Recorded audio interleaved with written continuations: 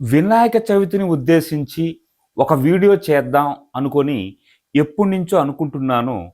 ఇన్నాళ్ళు కుదరలేదు. ఈ ఉత్సవాల సమయంలో మీరు ఈ సంస్కృతి సాంప్రదాయాల మీద, పూజల మీద మీరు దృష్టి కేంద్రీకరించండి కానీ ఏదేదో ఆడంబరాలకు పోయి వృధా ఖర్చులు చేయకండి. అంతేకాకుండా లడ్డు వేలం వేసే ఒక సాంప్రదాయం అంటూ మనకి ఈ గణేష్ చవితి ఉత్సవాల్లో ఉంటుంది. దానిలో కూడా మీరు ఆచితూచి వ్యవహరించండి. మీరు ఎంతవరకు అయితే పెట్టగలరో అంతవరకే పాడండి. అంతేకాని మీ తాహతకు మించి మీరు పాడి మళ్ళీ అప్పులు పాలయ్యి దాన్నంతా తీసుకొచ్చి మళ్ళీ భగవంతుడి మీద రుద్దకండి. ఎందుకు అంటే ఇది మన సంస్కృతి సాంప్రదాయాలు మాత్రమే.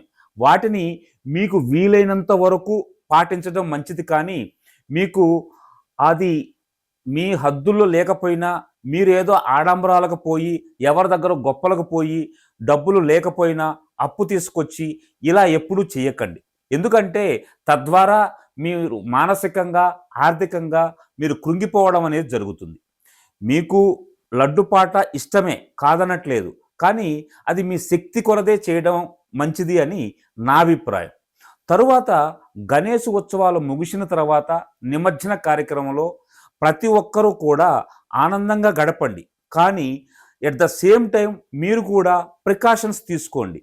సేఫ్టీ, సెక్యూరిటీకి సంబంధించిన జాగ్రత్తలు పాటించండి.